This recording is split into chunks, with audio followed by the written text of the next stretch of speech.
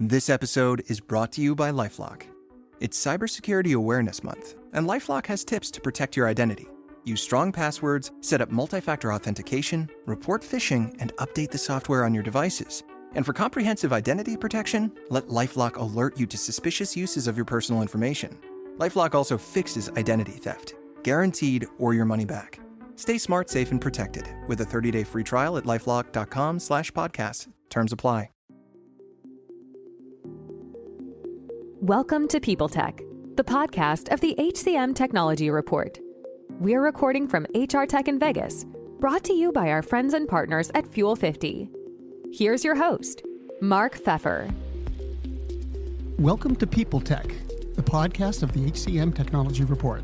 I'm Mark Feffer, and recording again today at the Expo Hall of the HR Technology Conference and Exhibition, and talking with Robin Schooling. Robin, could you take a minute and introduce yourself? Sure. Hi, Mark. So glad to be here. And I currently work for Cielo in our consulting division, which is quite vast, actually. But deep down, I still define myself as an HR practitioner. That's how I started. Started in recruiting, went into HR, back and forth between HR and recruiting, and that's how I view myself still. Okay. Well, this is the first HR Tech conference, I think, in 3 years. Mm-hmm. A lot of people, a lot of exhibitors. When you walk around, what's your sense? What do you think people are talking about, and what do you think people are concerned about? I think what's struck me is that we're kind of all about the basics this year. I've not latched on to a lot of really, here's an extremely cutting edge new way of viewing things. I think we're back to the folks that I've stopped and talked to are kind of reinforcing their core, from a product standpoint, their core offering. They've strengthened it. So if I'm looking at a payroll provider, they've added things like, and they may be talking about, on-demand pay or something like that. But it's almost like a doubling down on what the key offerings are, as opposed to everybody trying to be everything. Do you think that specialization is getting real momentum, where people are going to start building narrower products and integrate wherever they can?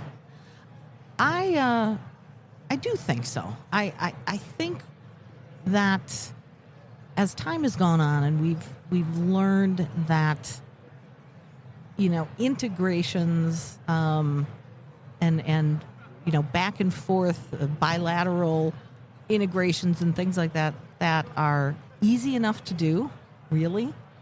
I think that I have run into more HR professionals, some colleagues, peers that work in different industries that are much more in tune and much more comfortable with, let me get the best product for a certain need that I have, and I know I can make that talk to this other product that I have, or my core system, or my system of record.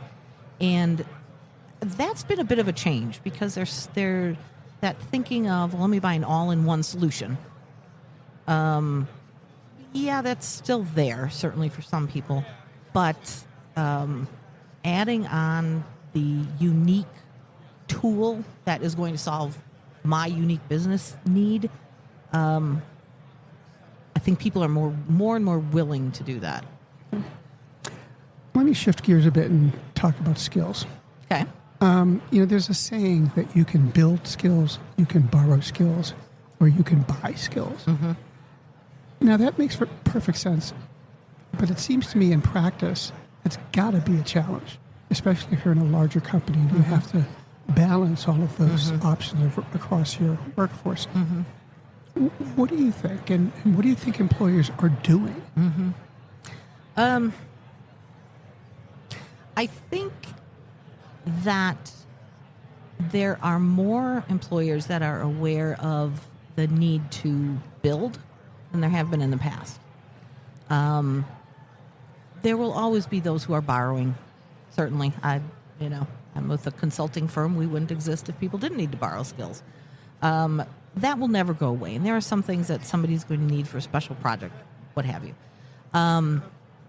Buying skills, there's only so much to go around, depending on what that skill set is.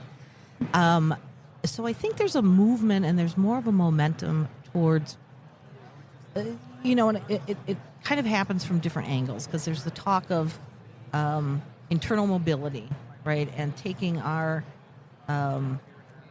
talent that we already have within our organization and deploying them elsewhere, or having them go, not so much be on a job as be in a role, perhaps, where they're going and they're using their skills and their skill sets in different teams or different project areas.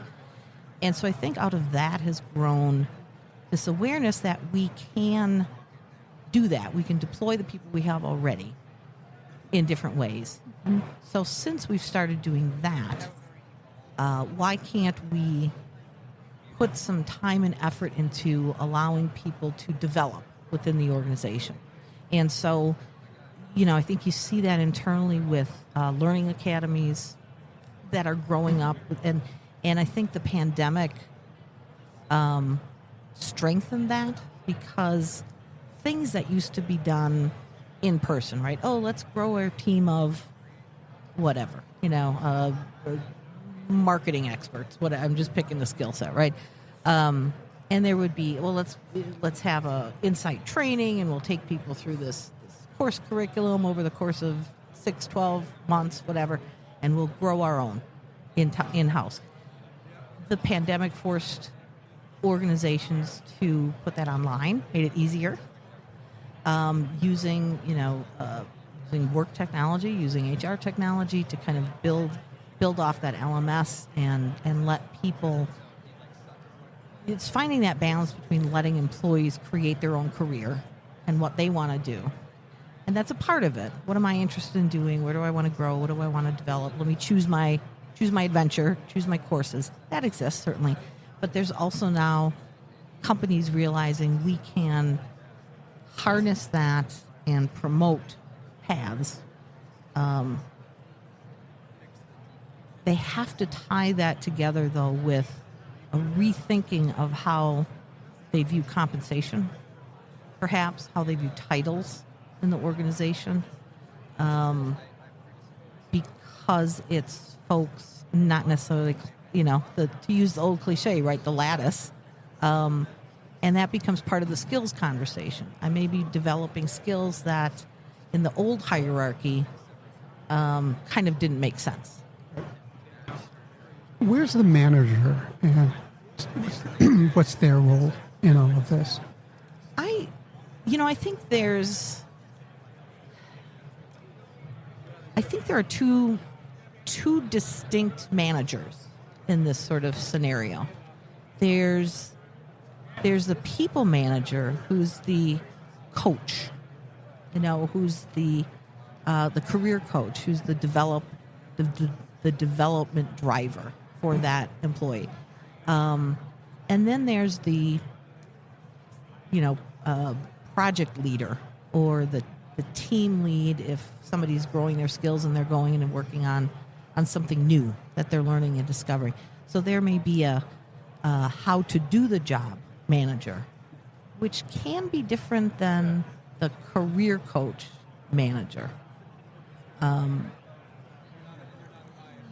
thinking in a hierarchy or in an organization, that job manager might be I'm tracking your, day-to-day performance or whatever. But that career coach is also manager, people manager, is a partner in that. And so there's kind of two managers potentially for someone. Well, isn't there a don't bother me with this manager? Those managers exist. Yes, they do. And I think those are the managers that need to exit the organizations. Well, it just seems to me that you always hear about this lever of management or bureaucracy that can bring the highest priority projects to a halt. Yes. And how do you reach those people to convince them learning is important? That takes it up to the organizational level, that takes it to the culture, that takes it to what the C-suite is talking about and saying and reinforcing. And if an organization determines that they want to be a learning organization and people coming in to do their best work will be constantly learning and maybe shifting off to a different area than they were originally hired for. That commitment to do that has to come from the highest level and then has to be consistent. And then those managers that don't support that need to not be with that organization, perhaps.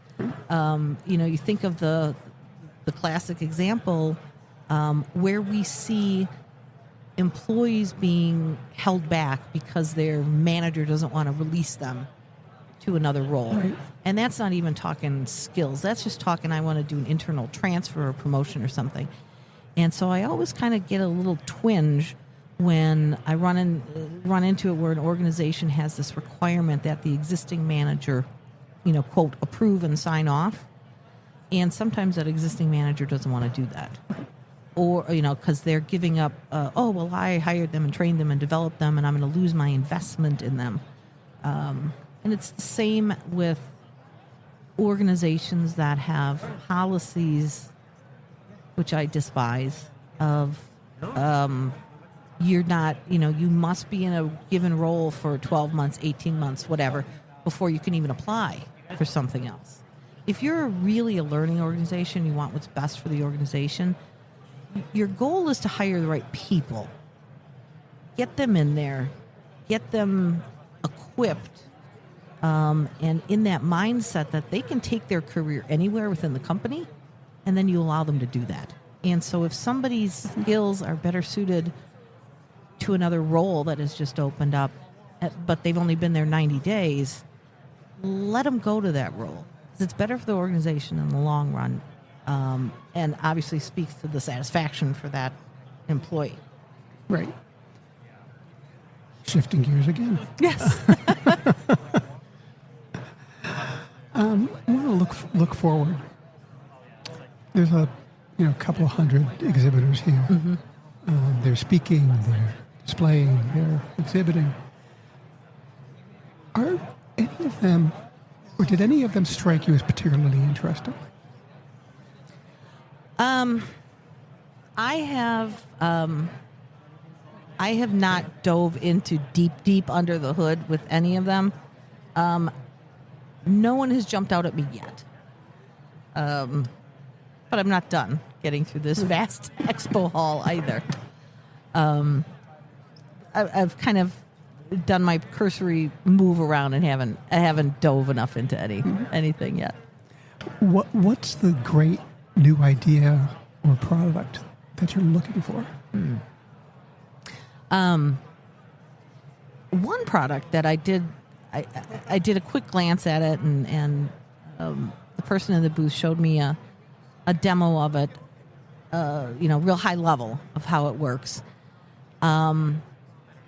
is something that is working to solve. This is a real issue, right? So this is what I like. What problem are you trying to solve? They've thought this through, and that is basically a data repository, as well as a visualization, and then the reporting on it, and then a tool for the employees that supports companies with a hybrid workforce. So if they have a shared workspace, right, but maybe I come into the office once a week, or I'm a new employee and I'm really remote, but oh my gosh, I'm here 2 months and I'm going to the office in San Diego for the first time.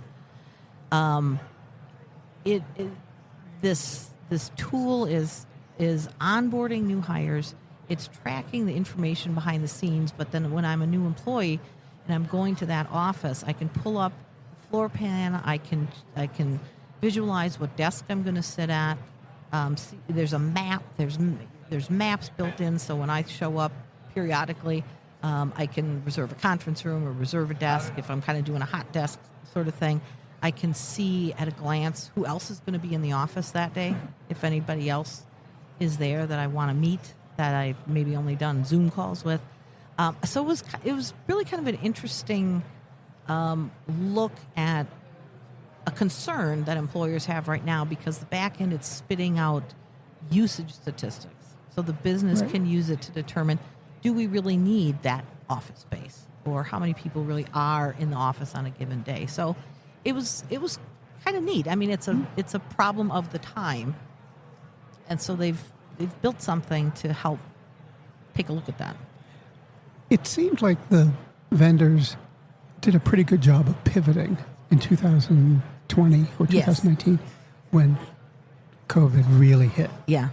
And now we're talking about hybrid work instead of going back to the office. And did COVID fundamentally change any aspect of HR technology?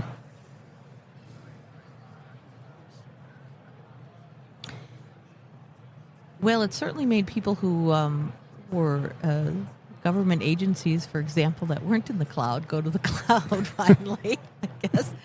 I think HR technology, for the most part, the solutions were there to meet the needs that arose when COVID hit, which is what allowed leaders and organizations and HR professionals to successfully just change fundamentally how they worked. The tools and the work technology were out there. It drove adoption of some of the things that already existed. So I think that was probably the big. It wasn't a change necessarily, I don't think, in what solutions were being offered, but they were finally being used, and so they were tweaked and iterated and built on even more. But you think about pre-pandemic, yes, video interviewing existed forever. It seems like right before then. But there were, oh my gosh, we can never do video interviews. Oh my heavens, no, everybody needs to come in person. Now the thought of flying somebody in for an interview or, even scheduling something in person is like the secondary thought now. Right. And so again, that technology, those solutions existed to do that. And at the end of the day, the vendors rose to the occasion of, hey, yeah, we can do that. We can help you solve this. Now that, we're in lockdown. Our version of lockdown in the U.S., which really wasn't lockdown. Robin, thanks for taking time and talking to me. Thank you. It was fun. You've been listening to People Tech of the HCM Technology Report. This HR Tech series is graciously brought to you by our partners at Fuel50. For all other HR, sourcing, and recruiting news, check out hcmtechnologyreport.com. Faith in the news media has been challenged, making it even harder to get stories told. The Friday Reporter podcast was created to help audiences better understand the media by hosting journalists who will answer the questions to which we need answers. Join me every Friday to hear more. Do you love news about LinkedIn, Indeed, Google, and just about every other recruitment tech company out there? Hell yeah. I'm Chad. I'm Cheese. We're the Chad and Cheese Podcast. All the latest recruiting news and insights are on our show. Dripping in snark and attitude. Subscribe today wherever you listen to your podcasts. We out.